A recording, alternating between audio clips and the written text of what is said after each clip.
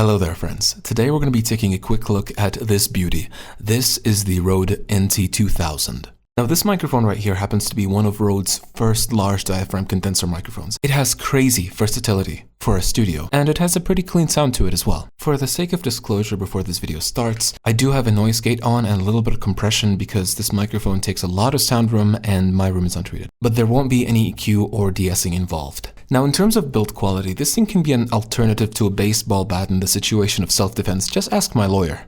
Now for the technical specifications, which I won't go in too much depth in, this microphone has a crazy self-noise of only 6 dB. That is really good. It's practically silent. Your room is going to be louder than the microphone. Now one of the biggest selling points of this microphone is the fact that it has a cardioid, omnidirectional, and a figure 8 polar pattern all at the same time. Now the part where it gets interesting and what makes this microphone one of a kind is that this mic allows the user to use a hybrid between different polar patterns, so you can practically have tens of polar patterns at a time, which is quite fancy. Now Rode did not stop there for customization. There's also a continuous stylable high-pass filter between 20 and 150 Hz, which is in my opinion so much better than having one aggressive high-pass filter switch like most microphones. Oh, and there's a dialable switch pad, which briefly allows you to, kind of dial down the audio levels in case you're recording something with a really loud source like your wife arguing. Now, this microphone has a very silky sound to it. It's mostly flat with a bit of a presence boost, the very infamous Rode presence boost, I'd like to say. I find it doing my voice justice for the most part when it comes to the bass and the treble, although I find it just a little bit sharp, but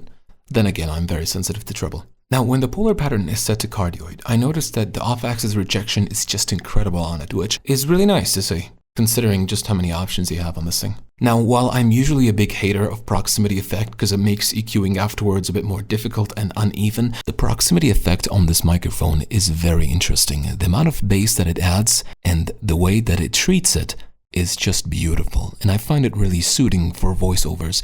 Maybe not so much singing, but for voiceovers, I'm loving this. Now, if you decide to invest in this piece of gear, it will set you back $600, which is plenty of money. Now, I'm pretty sure anyone who's ever clicked on this video with any hopes of getting this microphone is still trying to justify the $600 price tag in their mind. I don't want you to. Here's the thing. A lot of this microphone's price has to do with the fact that it's really versatile. And so if most of the features this microphone presents is something that you see as gimmicks, then that's perfectly fine. You might not need them. And for that, you can pay half the price and get very, very similar, very nice quality. You can get the Rode NT1, you can get the Rode NT2A even, which is like 2/3 the price. You can get the Lewitt LCD 440 Pure. Hell, you can even get something like the Aston Origin instead. All of those options would do you great. And they cost half or sometimes less. However, it is worth mentioning, I've simply never tried something that is this versatile with that many options. I've got to try the AKG C414, which has like 9 polar patterns and a switch pad, but this has a variable pad, and that's just crazy. Plus, this thing costs half the price, and the build quality is just insane. In conclusion, if we're looking at the pros and cons of this microphone, I would say that the pros is that it has a beautiful sound, it is extremely versatile with very, very little self-noise and a great build quality. The downsides is that it captures a lot of room sound, but that is by design, and 2 is the fact that you can get very similar quality for almost half the price. So, would I recommend this microphone? Well, in the one situation, in the studio situation, I would, yes. It's very versatile and you can use it on anything. It's lovely. However, if you're sitting home and you're recording things like me, then I can happily say just get an NT1 4th gen and you'll be really happy. Well, that's it for this video.